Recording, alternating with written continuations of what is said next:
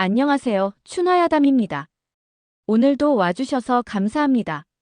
좋아요, 구독 그리고 알람 설정 부탁드립니다. 그럼 오늘도 재미있는 이야기 시작하겠습니다. 무당골은 늘 안개가 짙었어요. 산과 들 사이에 깃든 마을은 해가 떠 있어도 으슥하고 밤이 되면 사람보다 그림자가 더 많았지요. 그 중에서도 마을 사람들이 가장 조심하는 곳은 큰 느티나무 아래 외딴집, 무당 춘월이 사는 집이었어요. 사람들은 그 집을 지날 땐 꼭 고개를 숙이고 입을 꾹 다물었지요. 낮에도 굿소리가 들리고 밤이면 여자의 낮은 웃음소리가 들린다 했거든요. 그 웃음이 사람을 홀린다느니 듣기만 해도 악몽을 꾼다느니 하는 말도 돌았지요. 하지만 정작 그 집안은 적막했어요. 춘월은 홀로 방 안에 앉아 오래된 북을 닦고 있었지요. 그 손길은 조용했지만 눈빛은 어디론가 깊이 가라앉아 있었어요. 그때 마당에서 걸음소리가 들렸어요. 복치였지요. 무당댁에서 일하는 머슴으로 무뚝뚝하고 말이 적은 청년이었어요. 10년 전 죽을 뻔한 아이 하나를 춘월이 거둬들였는데 그 아이가 자라 복치가 되었던 것이었지요. 복치는 물동이를 내려놓고 허리를 굽혔어요. 그 눈은 춘월을 향했지만 오래 마주치지 않았어요. 춘월은 그 시선을 알면서도 모른 척했지요. 물 가져왔습니다. 장날이라 사람들이 또 이상한 말들을 하더이다. 느티나무 밑에서 귀신을 봤다고. 춘월은 물끄러미 복치를 바라보다 고개를 돌렸지요. 그런 헛소문 들을 시간 있으면 놈부터 둘러봐. 복치는 조용히 고개를 끄덕이고 뒤돌아섰지요. 춘월은 그 뒷모습을 잠시 바라보다 혼잣말처럼 중얼거렸어요. 느티나무가 먼저냐, 귀신이 먼저냐? 그날 저녁 마을에 일이 터졌어요. 소달구지가 느티나무 아래에서 뒤집혔고 그 안에 있던 부녀가 정신을 잃은 채 이상한 말을 하기 시작한 거예요. 그 여자가 피를 불러 흙 속에 묻혀 있어. 부녀는 눈을 부릅뜨고 소름 끼치는 웃음을 지으며 같은 말을 반복했지요. 사람들은 그 말을 듣고 다들 한마디씩 얹었어요. 그 웃음 무당댁 소리랑 똑같다더라. 무당이 굿을 안 해서 이러는 거 아니여? 아님 그 무당이 직접 저주라도 내린 거지 뭐. 그리고 그 다음 날 마을을 다스리는 최참봉이 무당집으로 사람들을 몰고 왔지요. 자색 도포의 부채를 흔들며 입가엔 알 수 없는 웃음을 띄우고 있었어요. 무당, 이게 무슨 일이냐? 마을에 재수가 없으니 내가 굿을 해야지 않겠느냐? 춘월은 상 앞에 앉은 채로 고개도 들지 않았지요. 전 부른 적 없습니다. 부르면 옳터이니 돌아가시지요. 최참봉은 춘월의 말투에 살짝 미간을 찌푸렸지요. 하지만 이내 껄껄 웃으며 마루 위로 성큼 올라섰어요. 부르지 않아도 와야지. 마을을 다스리는 이는 나니까. 복치는 창밖에서 그 장면을 지켜보고 있었어요. 춘월의 눈빛이 흔들리는 걸 처음 봤고 최참봉의 시선이 춘월의 목덜미에 닿는 것을 참을 수 없었지요. 그도 그럴 것이 비록 춘월이는 무당이나 마을에서 내로라 하는 미인 중 하나였어요. 그날 밤 무당집에 새로운 여자가 들어왔어요. 젊고 말 많은 기방 출신의 여인 소리였지요. 아니, 여기가 무당댁이라지? 재밌다. 나도 굿판 한번 구경이나 해보지 뭐. 소리는 처음부터 춘월을 탐색하듯 바라봤고 복치에게는 관심을 끊임없이 주었지요. 그러나 춘월은 아무 말 없이 뒤를 돌아 방으로 들어가 버렸어요. 그날 이후 무당골엔 더 많은 이상한 일들이 생기기 시작했어요. 그리고 사람들의 시선은 점점 무당 춘월에게 향하기 시작했지요. 소리는 무당집 사랑채에 자리 잡은 지 사흘째였어요. 밤이면 얇은 옷자락을 흘리며 마루를 쓸고 낮에는 붉은 입술을 깨물며 장작을 패는 복치를 지켜보았지요. 그 눈빛엔 분명한 목적이 깃들어 있었지만 아무도 그 속을 알지 못했어요. 오직 춘월만이 뭔가 이상하다는 걸 감으로 느끼고 있었지요. 그날도 소리는 일부러 복치가 있는 곳으로 걸어갔어요. 참나무 장작을 내려놓는 그 틈을 파고들어 장난스레 손끝으로 복치의 팔을 툭 건드렸지요. 어이, 머슴 양반 손은 거친데 얼굴은 곱네. 소리는 복치를 보며 낄낄댔어요. 복치는 당황한 듯 고개를 돌렸지만 바로 대답하지 않았어요. 그저 나무를 더 얹은 뒤 조용히 말했지요. 그런 말 사내들을 앞에서 함부로 하시는 게 아닙니다. 어머, 그럼 사내 없을 땐 해도 된다는 거야? 소리는 웃으며 복치의 어깨를 스쳐 지나갔고 그 옷자락이 바람에 살짝 흔들렸지요. 복치는 잠시 그 자리에 멈춰 서 있었어요. 춘월은 대청 위에서 그 모습을 보고 있었어요. 말없이 입술을 다문 채 복치와 소리의 그림자가 교차하는 걸 가만히 바라봤지요. 그날 밤 무당집 마당에 고양이 한 마리가 들어왔어요. 하지만 그 고양이는 안타깝게도 눈을 잃었어요. 춘월은 고양이를 품에 안았고 고양이는 그 품에서 야위어 갔어요. 그리고 이상한 일이 시작되었지요. 그 다음 날 마을 우물에서 피비린내가 났어요. 처음엔 뱀이 빠졌나 했지만 아무리 퍼내도 우물물은 붉은색을 띠었지요.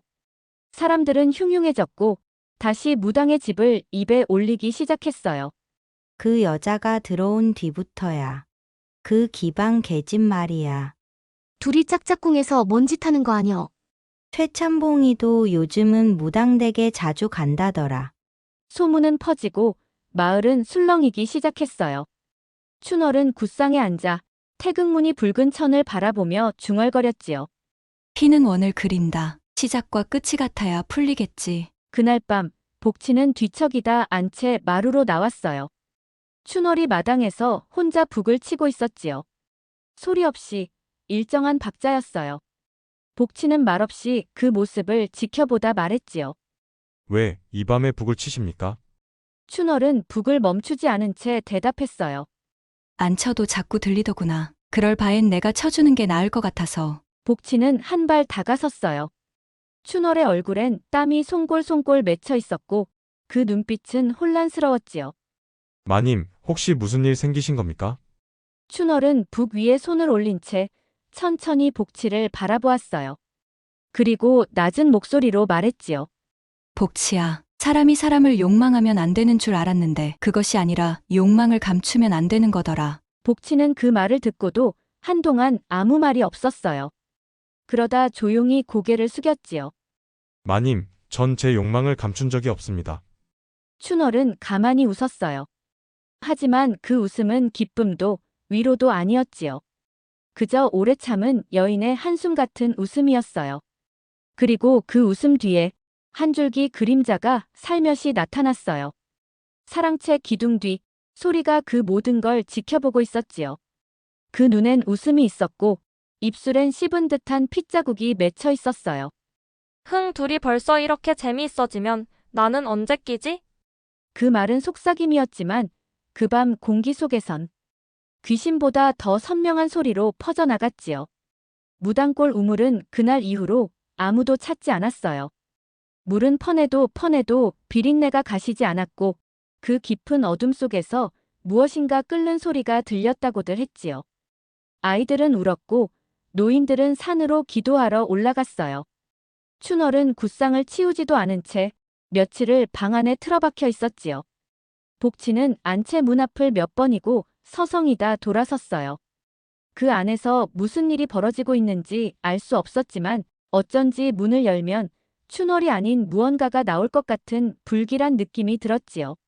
사랑채에 있던 소리는 한층 더 유쾌해졌어요. 밤이면 장구 소리에 맞춰 혼자 춤을 추고 복치에게 수시로 술을 들고 와 어깨를 툭툭 쳤지요. 이봐요, 머슴 양반. 마님이 저렇게 누워만 있으니 나라도 상대해줘야 안 쓰러지겠어요? 복치는 말없이 뒤돌아섰어요. 하지만 소리는 포기하지 않았지요. 복치의 팔을 꽉 잡고서 자신의 큰 두 가슴에 꽉 눌렀어요. 혹시 진짜 마님한테 마음 있는 건 아니죠? 그 여자 피 냄새 나는 거 모르진 않을 텐데? 복치는 그 말에 걸음을 멈췄어요. 그리고 천천히 돌아보며 말했지요. 아씨께선 어찌 그런 말씀을 서슴없이 하십니까? 소리는 씩 웃으며 손을 놓았어요. 그리고 복치의 얼굴을 찬찬히 훑어보며 중얼거렸지요. 좋아, 참을성 있는 사내 제일 재밌지. 그날 밤 마을 한복판에서 또 일이 벌어졌어요. 초가집 한 채가 불에 탔고 그 안에 살던 미망인 박 씨가 불길 속에서 춘월의 이름을 부르며 울부짖었단 말이 돌았지요. 그 여자가 내 아이를 데려갔어. 아이는 뱃속에 있는데 내 새끼를 불 속에 던졌다고. 사람들은 벌벌 떨었고 이번엔 정말로 마을 어귀에 횃불을 들고 모여들었지요. 춘월은 그 불빛을 방 안에서 보고 있었어요. 그리고 조용히 눈을 감았지요. 기이하게도 눈을 감은 그 순간 그녀의 뺨에 한 줄기 피눈물이 흘렀어요. 복치는 뛰어나가려 했지만 문 앞에서 멈췄어요. 춘월의 말이 떠올랐던 것이지요. 욕망을 감추면 안 되는 거더라. 복치는 그 자리에서 무릎을 꿇었고 두 손으로 머리를 감싼 채 소리 없이 떨었어요. 그 눈엔 두려움과 분노와 그리고 말할 수 없는 갈망이 섞여 있었지요. 그때 방문이 열렸어요. 춘월이 말없이 서 있었고 촛불이 그녀의 옷자락을 붉게 비췄지요. 복치야. 복치는 고개를 들지 않았어요. 하지만 춘월은 조용히 다가와 그의 얼굴에 손을 댔지요. 그 손끝은 차가웠고 오래도록 떨고 있었어요. 내가 널 거두지 않았다면 어땠을까? 복치는 말없이 그 손을 붙잡았어요. 그리고 아주 작게 속삭였지요. 그랬다면 전 이미 죽었을 겁니다. 춘월은 그 말을 듣고도 아무 대답을 하지 않았어요. 그저 그의 이마에 이마를 대고 잠시 숨을 맞췄지요. 그러곤 천천히 뒤돌아서며 말했어요. 이제 곧 땅이 열릴 거다. 묻은 게 많으면 들썩이지. 그러니 내 마음도 묻지 마라. 그 순간 사랑채 창문 너머로 소리에 눈이 번뜩였어요. 그녀는 혼잣말처럼 으쪼렸지요. 춘월 넌 또 뭔가를 감추는구나. 그럼 난 파헤쳐야지. 그리고 그녀는 방 안 깊숙한 괴짝에서 붉은 비녀 하나를 꺼냈어요. 그 비녀 끝엔 오래전 피가 굳은 흔적이 남아 있었지요. 춘월은 아무 말 없이 붉은 구천을 걷고 있었어요. 방 안에는 태우다 만 부적들이 흩어져 있었고 촛농이 말라붙은 사기 접시는 깨진 채 굴러다니고 있었지요. 그 모습은 마치 오래된 전쟁터 같았어요. 복치는 대청 아래서 그 모습을 지켜보고 있었지요. 춘월이 지금 저 천 안쪽에서 무언가와 싸우고 있다는 걸 알고 있었어요. 아니, 어쩌면 누군가를 애써 묻고 있다는 걸. 그날 밤, 복치는 잠들지 않았어요. 달빛이 마당을 하얗게 덮고 싸늘한 바람이 옷깃을 스치고 있었지요. 그리고 그 고요한 마당 끝, 사랑채에서 인기척이 들려왔어요. 복치는 소리 없이 다가갔지요. 살며시 문틈을 들여다보자 소리는 괴짝 하나를 열고 그 안에서 오래된 종이와 물건들을 꺼내고 있었어요. 그중 하나는 희미하게 그을린 족자 한 장이었어요. 그 족자엔 월화당 갑이라는 낯선 이름이 적혀 있었지요. 갑이라는 이름은 춘월의 옛 이름이었어요. 소리는 족자를 쓰다듬으며 말했어요. 그래 노래 잘하던 계집 하나가 무당이 됐지. 근데 그 계집이 날 태우고 날 버렸지. 이제는 내 차례다. 복치는 무슨 말인지 전혀 이해할 수 없었지요. 무엇을 들었는지도 그게 무슨 뜻인지도 모르면서도 자신이 모르는 춘월의 과거가 점점 커다란 그늘이 되어 자신을 뒤덮고 있다는 걸 느꼈지요. 다음 날 마을엔 또 한 가지 소문이 퍼졌어요. 춘월이 과거 기방 출신이었다는 것. 어릴 적부터 신내림을 피해 도망쳤고 그 끝에 사람 하나를 불태우고 굿으로 죄를 씻었다는 이야기. 사람들은 수군거렸고 최참봉은 한술 더 떠 사람들이 있는 자리에서 대놓고 말했어요. 그 무당이 어찌 신을 받았겠는가? 그 여자는 신을 핑계로 사람을 홀리는 귀신이지. 그 말이 떨어졌을 때 복치는 사기 그릇을 깨뜨릴 뻔했어요. 하지만 결국 이를 악물고 돌아섰지요. 그날 밤 춘월은 혼자 우물 앞에 서 있었어요. 피비린내가 여전한 우물 안을 들여다보며 낮은 소리로 주문을 중얼거리고 있었지요. 복치는 마당 끝에서 그 모습을 보고 있었어요. 그리고 처음으로 두려워졌어요. 그녀가 정말 사람을 죽였던 건 아닐까? 그 죄를 감추기 위해 신의 옷을 입은 건 아닐까? 하지만 동시에 그 두려움은 복치의 속을 뒤집는 욕망과 함께 섞여 그의 가슴을 짓눌렀지요. 춘월은 돌아서며 복치와 눈이 마주쳤어요. 한참을 바라보던 그녀가 먼저 말을 꺼냈어요. 너는 궁금하지 않니? 내가 어떤 여자였는지. 복치는 대답 대신 조용히 그녀에게 다가섰어요. 그 눈빛엔 분노도, 연민도, 욕망도 있었지요. 그리고 말했어요. 전 마님을 여전히 믿고 있습니다. 하지만 지금은 모르겠습니다. 왜 저 여자가 마님을 미워하는지도, 왜 마님이 아무 말 안 하는지도. 춘월은 가만히 복치의 뺨을 바라보다 아주 천천히, 아주 조용히 말했어요. 너만은 모르면 좋겠다 싶었지. 하지만 다가오겠다면 다치게 될 거야. 그 말은 경고였고 동시에 유혹이었어요. 썼어요. 둘의 격렬한 몸놀림은 오래 참아왔던 갈망이 한데 터진 것이었지요. 춘월은 눈을 감았어요. 그리고 춘월은 조용히 속삭였어요. 늦었어. 복치야. 이제 우린 전부 물 위에 떠 있는 것들이야. 그 순간 사랑채에서 소리가 붉은 비녀를 벽에 꽂으며 웃고 있었지요. 그래, 그래야 재밌어지지. 물 위에 떠 있는 건 한 번만 흔들어도 가라앉으니까. 밤새도록 비가 내렸어요. 지붕에 떨어지는 빗방울 소리가 한치의 틈도 없이 이어졌지요. 마을은 물에 잠긴 듯 잠잠했지만 무당댁 안채는 조용히 들끓고 있었어요. 춘월은 불을 피우지 않았어요.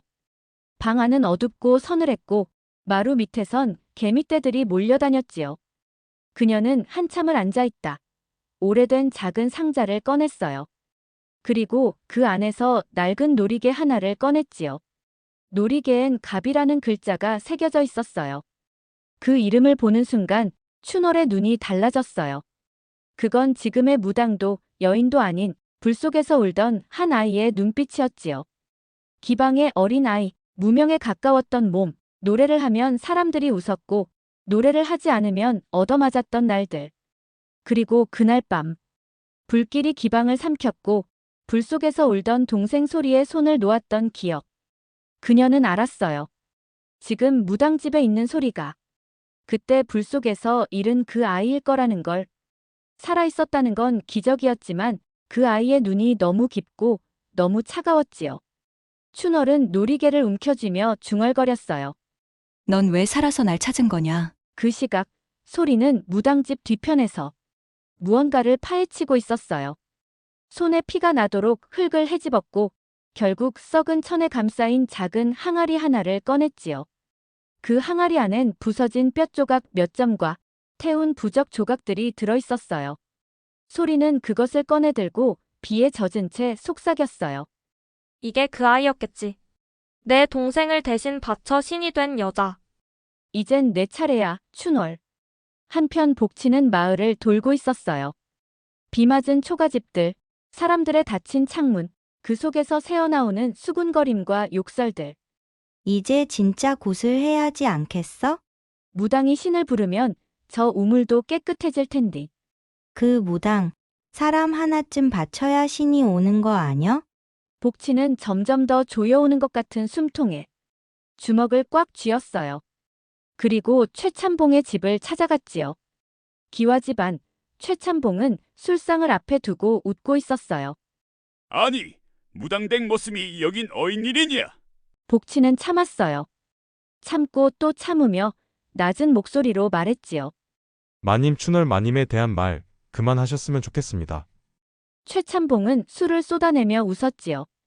아니, 그 계집 하나에 목숨을 거는 거냐? 너도 그 여자한테 빠졌구나. 그럼 그 여자 몸 안에 든 게 뭔진 알겠네. 그 말이 끝나기도 전에 복치의 주먹이 최참봉의 얼굴을 강하게 내리쳤어요. 참았던 분노가 터졌고 최참봉은 피를 토하며 쓰러졌지요. 복치는 말없이 돌아섰고 그 눈빛엔 분명히 처음 보는 광기가 스치고 있었어요. 그 밤 무당댁에 천둥이 치기 시작했지요. 소리는 항아리를 안고 춘월 앞에 섰어요. 이게 누군 줄 알아? 그날 넌 나 버리고 이걸 묻었지. 이건 내 피고 내 기억이야. 춘월은 말없이 바라보다 한 걸음 다가섰어요. 넌 죽은 게 아니었구나. 소리는 울지 않았어요. 오히려 웃었지요. 그리고 묻지도 않고 대답했어요. 죽었지. 근데 그날 넌 나를 대신 올렸고 신이 널 받아줬어. 넌 그 대가로 무당이 됐고 나는 버려졌지. 그 말이 끝나기도 전에 창밖에서 누군가 뛰어들어왔어요. 복치였어요. 머리와 옷은 젖어 있었고 눈빛은 이미 달라져 있었지요. 이젠 다 알고 싶습니다. 그 말에 춘월의 입술이 떨렸고 소리는 웃으며 뒤로 물러섰어요. 그래, 너도 같이 빠져봐. 이 판에선 아무도 안 다치기 힘드니까. 바깥에선 천둥이 다시 울렸어요. 마당 우물에서 무언가가 뚝하고 부러지는 소리가 들렸지요. 그날 밤 무당골엔 아무도 잠들지 않았답니다. 우물에서 들려온 뚝하는 소리에 춘월은 몸을 굳혔지요. 그 소리는 마치 오래된 뼈가 부러지는 소리 같았고 누군가는 그걸 신이 깨지는 소리라 불렀지요. 소리는 웃고 있었어요. 무당복을 입고 있지도 않았고 손에는 항아리 대신 피 묻은 비녀가 들려 있었어요. 이제 마지막 군만 남았어, 언니. 이 마을엔 누가 신이고 누가 죄인인지 밝혀야지. 춘월은 아무 말 없이 등을 돌렸어요. 그 뒷모습은 여전히 단단했지만 어깨가 작게 떨리고 있었지요. 복치는 그 모습을 보고 말았어요. 그날 밤 마을 사람들은 모였습니다. 최참봉이 얼굴을 싸맨 채 사람들을 불러 모았지요. 우물 사건도 불탄 초가집도 모두 무당 춘월의 저주 때문이라 소리쳤어요. 소리도 그 자리에 있었어요. 곱게 쪽진 머리, 새빨간 저고리를 입고 있었지요. 그 눈엔 선녀 같은 맑음이, 입술엔 뱀 같은 웃음이 깃들어 있었지요. 무당이 신을 거역했으면 이제는 신이 아닌 거지요. 그 여자가 신을 팔아 사람을 속였으니 이젠 굿이 아니라 죗값을 물어야 하지 않겠습니까? 사람들은 웅성거렸어요. 그리고 누군가가 말했지요. 그러면 그 무당 장에 세워야지요. 복치는 더는 참지 못했어요. 그 자리에서 앞으로 걸어나갔고 모든 이들의 눈이 그에게 향했지요. 누구도 마님을 끌어내릴 수 없습니다. 최참봉은 비웃었지요. 넌 이제 그 무당의 것이냐? 복치는 고개를 숙였다가 아주 천천히 눈을 들었어요. 그 눈빛은 조용히 타오르고 있었지요. 네. 그분이 무슨 죄를 지었건 그 죄값은 내가 함께 짊어질 겁니다. 뭐해? 네가 저 여자랑 같이 불구덩이에 뛰어들기라도 할 것이냐? 그 말에 사람들은 웅성댔고 소리는 입꼬리를 말아 올리며 중얼거렸지요. 그날 저녁 춘월은 복치와 단둘이 마주 앉았어요. 촛불 하나. 그 빛에 그녀의 얼굴은 무너져 있었고 입술은 떨리고 있었어요. 내가 싫었다. 날 사람으로 보던 눈이, 그게, 감히 내게 다가오던 그게 두려웠어. 복치는 가만히 그녀를 바라보다 낮은 목소리로 대답했어요. 저는 마님을 무서워했습니다. 하지만 이제는 제가 마님을 지키고 싶다는 생각뿐입니다. 춘월은 그 말을 듣고도 아무 말하지 않았어요. 다만 천천히 복치의 손을 잡았어요. 그리고 그 손을 자신의 젖은 옷고름 속으로 이끌었지요. 그 순간 문 밖에선 소리의 속삭임이 바람을 타고 들려왔어요. 그 손을 잡는 순간 넌 똑같아지는 거야. 복치는 흔들렸지만 놓지 않았어요. 그 손을 더욱 깊이, 뜨겁게 마주했지요. 지난날 마저 하지 못했던 것들을 복치와 마님은 모든 것을 한데 쏟아내기라도 하듯 강렬한 소리와 함께 방의 열기는 더해져 갔습니다. 복치의 강렬하고 굵은 아랫도리가 마님의 깊숙한 곳 안까지 들어갔을 때 마님은 이성을 잃은 듯 울부짖었지요. 하지만 복치는 그런 마님을 놓아줄 생각은 전혀 없다는 듯 개의치 않고 마님을 자신의 위로 번쩍 들어올렸어요. 그러고선 더욱더 깊숙한 곳까지 끊임없이 탐했어요. 그리고 촛불은 꺼졌고 무당골의 밤은 처음으로 완전히 무너져 내렸답니다. 무당골의 낮이 와도 마을은 어두웠어요. 먹구름이 며칠째 내려앉았고 우물은 여전히 피비린내를 뿜었지요. 사람들은 마루 밑으로 숨었고 아이들은 낮에도 잠을 못 자 울고 있었어요. 최참봉은 그 틈을 놓치지 않았어요. 마을 어귀에 천막을 치고 사람들을 불러다 말했지요. 신이 노하셨다. 그 무당이 굿을 멈추고 머슴과 몸을 섞었으니 신이 자리를 뜬 것이야. 이제 그 죄를 씻지 않으면 우리 모두 죽는다. 사람들은 겁에 질렸고 어디선가 누군가가 외쳤어요. 무당을 산에 묻자. 신이 다시 돌아오게. 그 말은 순식간에 퍼졌지요. 돌을 든 이들도 생겼고 진흙을 얼굴에 바른 노인들은 울부짖으며 춘월의 이름을 저주했어요. 그 소문은 무당집까지 닿았지요. 춘월은 멍하니 앉아 있었고 복치는 문 밖에서 검은 막대 하나를 깎고 있었어요. 그건 비녀였지요. 조용히 다가온 춘월이 그 모습을 보고 물었어요. 그게 뭔 줄 알고 만드는 거냐? 복치는 말없이 손을 멈추지 않았지요. 그게 내가 마님을 지켜낼 수 있는 유일한 모양이라 믿었습니다. 춘월은 비녀를 가만히 받아들고 손끝으로 문질렀어요. 그 나무는 거칠었고 따뜻했지요. 넌 아직 내게 오지 마라. 날 끌어안으면 널 태우고 말 거다. 복치는 조용히 고개를 숙였어요. 마님, 저는 이미 탔습니다. 그날 밤 소리는 굿당 한가운데에 불을 피웠어요. 마을 사람들이 모인 자리에서 그녀는 맨발로 춤을 추기 시작했지요. 흰 치마가 나부꼈고 그 발 아래엔 춘월이 과거에 묻었던 죽은 아기의 항아리가 있었어요. 이것을 묻은 자는 노래로 사람을 속였고 굿으로 죄를 덮었으며 피를 바쳐 신을 가졌습니다. 소리는 목소리를 높였어요. 그 눈은 번뜩였고 군중은 숨을 죽였지요. 이제 그 무당을 산에 묻어야 합니다. 불러낸 자가 타지 않으면 이 마을은 모두 불에 타 죽을 겁니다. 그 소리는 마치 주문 같았고 사람들은 하나둘씩 흙을 움켜쥐기 시작했어요. 돌을, 장작을, 횃불을 들고 무당댁으로 향했지요.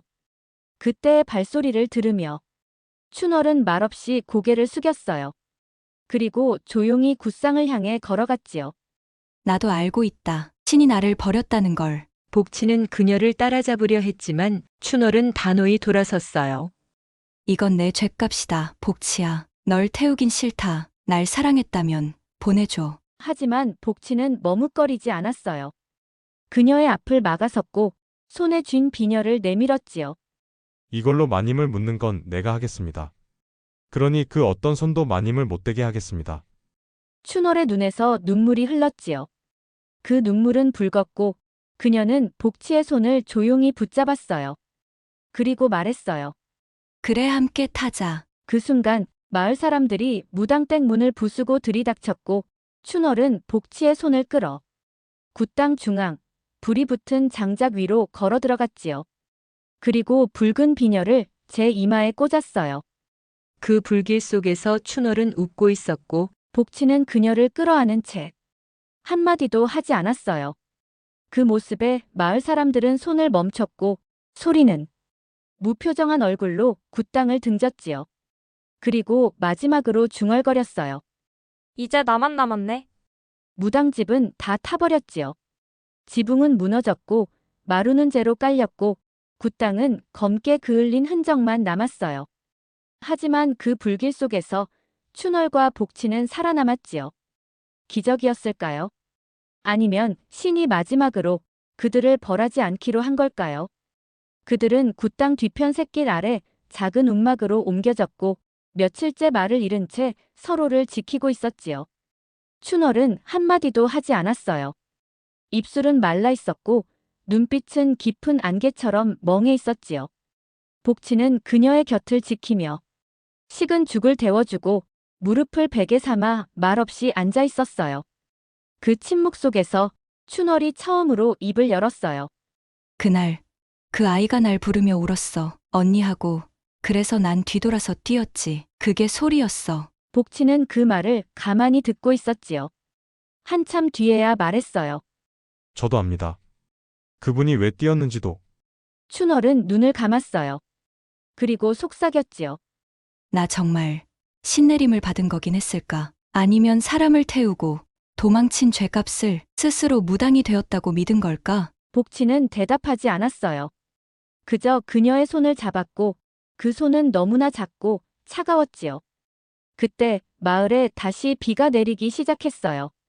하지만 이번 비는 피 냄새도 불씨도 담지 않은 맑은 빗방울이었지요. 그리고 소리는 마을을 떠나지 않았어요. 그녀는 굿당이 있던 자리에 홀로 앉아 있었고 그 무너진 재를 손으로 문지르며 무표정한 얼굴로 노래를 부르고 있었어요. 그 노래는 예전에 춘월이 기방에서 부르던 자장가였지요. 슬픈 가락, 가슴을 적시는 가사, 잃어버린 밤을 불러내는 소리. 그리고 그 노래를 따라 어디선가 또 다른 아이의 목소리가 겹쳐졌어요. 언니. 춥다, 언니. 데리러 와줘. 소리는 그 순간 멈칫했어요. 손이 떨리고 심장이 조여왔지요. 그 목소리는 죽은 줄 알았던 자신의 진짜 동생의 것이었어요. 그제서야 소리는 깨달았어요. 자신이 복수한 대상은 춘월이 아니라 불길 속에 갇혀 죽어간 또 다른 무명의 동생이었단 걸. 그 아이를 바친 것도 도망친 것도 그 누구도 아니었던 것. 단지 아무도 도와주지 않았던 그 밤의 어른들, 그 기방, 그 세상이 만든 비극이었다는 걸. 소리는 울지 않았어요. 울 수 없었지요. 너무 늦었고, 너무 멀었고, 너무 무거웠거든요. 그리고 조용히 비녀를 꺼냈어요. 춘월의 것이 아니라 자신이 만든 날이 선 비녀. 그걸 들고 소리는 춘월의 움막 앞에 섰지요. 복치가 먼저 일어났어요. 그녀를 막아서며 말했지요. 이제 그만하십시오. 그분도 죄를 짊어졌고 당신도 그걸로 충분히 태우셨습니다. 소리는 웃었어요. 하지만 그 웃음엔 힘이 없었지요. 넌 그 여자와 몸을 섞은 죄가 어떤 건지 알긴 하니? 그건 같이 태워도 모자란 죄야. 복치는 눈을 내리깔았어요. 그리고 아주 작게, 하지만 단단하게 말했지요. 전 또 불에 타 죽으라 그럼 죽을 겁니다. 그 말에 소리는 아무 말도 하지 않았고 손에 쥔 비녀를 내려놓았어요. 그리고 천천히 뒷걸음질쳐 다시 무너진 굿당 쪽으로 향했지요. 그곳에서 그녀는 한 번도 불지 않았던 피리를 꺼냈어요. 그리고 아주 천천히 한 사람만을 위한 곡을 불기 시작했지요. 그 곡은 들리지 않았지만 춘월은 움막 안에서 고개를 들었고 복치는 눈을 감았어요. 그리고 소리는 굿당의 재 속에 앉은 채 눈을 감고 영영 일어나지 않았답니다. 무당골엔 다시 봄이 왔어요. 오랜 장마와 먹구름이 걷히고 산비탈에는 진달래가 피기 시작했지요. 사람들은 다시 밭에 나가고 아이들의 웃음소리가 마을을 돌아다녔어요. 하지만 마을 가장자리에 있는 느티나무 아래 무당집은 더 이상 존재하지 않았어요. 그 자리는 빈터로 남아 아무도 손대지 않았지요. 그저 꽃씨 몇 송이가 바람에 날아들어 살며시 피어났을 뿐이었어요. 춘월은 더 이상 무당이 아니었어요. 굿복도, 북도, 부적도 모두 불에 태워 없애버렸지요. 이제 그녀는 복치와 함께 산 위 작은 초가집에 살고 있었어요. 그 집엔 굿상 대신 물레가 있고 비녀 대신 나무삽이 있었지요. 복치는 매일 새벽 일찍 일어나 텃밭을 일구고 닭을 보살폈어요. 춘월은 손으로 콩을 고르고 들에서 꺾어온 꽃으로 조그만 병풍을 만들었지요. 그날도 둘은 마주 앉아 조용히 저녁을 먹고 있었어요. 햇빛은 따스했고 바람은 부드러웠지요. 복치야, 춘월이 조용히 불렀어요. 예, 마님. 복치는 예전처럼 대답했지요. 춘월은 그 말에 잠시 웃었어요. 그리고 말했지요. 이젠 마님이라 부르지 마라. 복치는 고개를 들었어요. 그 눈엔 놀람이 있었고 어딘가 쑥스러움도 비쳤지요. 그럼 뭐라 부르면 되겠습니까? 춘월은 잠시 머무시다가 조용히 대답했지요. 그냥 춘월이라 부르거라. 이젠 나도 사람이고 싶다. 복치는 그 말을 듣고 처음으로 웃었어요. 어린 시절 춘월이 처음 밥을 지어주던 날처럼 따뜻하고 조심스럽게 웃었지요. 그럼 내년 이맘때쯤엔 우리 집에 조그만 발자국이 생길 수도 있을까요? 춘월은 대답하지 않았지만 그 입가에 흐른 미소가 말해주었지요. 그리고 멀리 무당골 마을 어귀에선 누군가 다시 굿당을 열었다는 소문이 들렸어요. 하지만 이번 무당은 노래보다 기도를, 벌보다 치유를 먼저 하는 사람이라 했지요. 사람들은 그제야 알았답니다. 신이 떠난 것이 아니라 사람들이 신을 버린 것이었다는 걸. 그리고 불이 꺼진 자리에도 사람은 다시 살아갈 수 있다는 것. 오래전 무당골이라 불리던 마을이 있었어요. 안개가 자주 끼고 밤이면 이상한 소리가 떠돌던 곳이었지요. 그 마을엔 무당이 살았고 그 무당의 집엔 머슴이 있었어요. 사람들은 둘을 수상하게 여겼고 신의 노여움이라며 굿을 강요했지요. 그 밤 굿당엔 불이 났고 모든 게 불타 사라졌지만 이야기는 끝나지 않았어요. 불길 속에서도 두 사람은 살아 있었어요. 그러곤 죽은 자들의 목소리 대신 서로의 숨결을 붙잡았지요. 그 후로 무당은 더 이상 무당이 아니었고 머슴은 더 이상 머슴이 아니었어요. 두 사람은 이름을 불렀고 밥을 지었고 봄이면 씨를 뿌렸지요. 그리고 여름이면 그늘 아래서 마주 앉아 조용히 웃었지요. 그리고 아주 먼 훗날 산 아래 작은 초가집 앞에 조망만 한 아이 발자국이 남았다고 해요. 그 아이는 장독대에 앉아 무명 저고리를 입고 이야기를 들려주었지요. 우리 엄마는 옛날에 신이었고, 우리 아빠는 엄마를 위해 신을 이긴 사람이래요. 그 아이가 누구였는지는 아무도 모릅니다. 다만 지금도 무당골 근처를 지나다 보면 가끔 아주 작게 북소리 같은 바람이 들릴 때가 있어요. 그 바람은 불길이 아니고 저주도 아니었어요. 그저 오래된 사랑의 속삭임이랍니다. 이야기는 여기서 끝입니다. 긴 여정을 함께 해주셔서 감사합니다. 이제 무당과 머슴의 사랑은 사람들의 입에서 입으로, 가끔은 바람 속에서 아주 작게 살아 숨쉬겠지요. 오늘의 이야기도 재밌게 보셨다면 좋아요, 구독 알람 설정 부탁드립니다.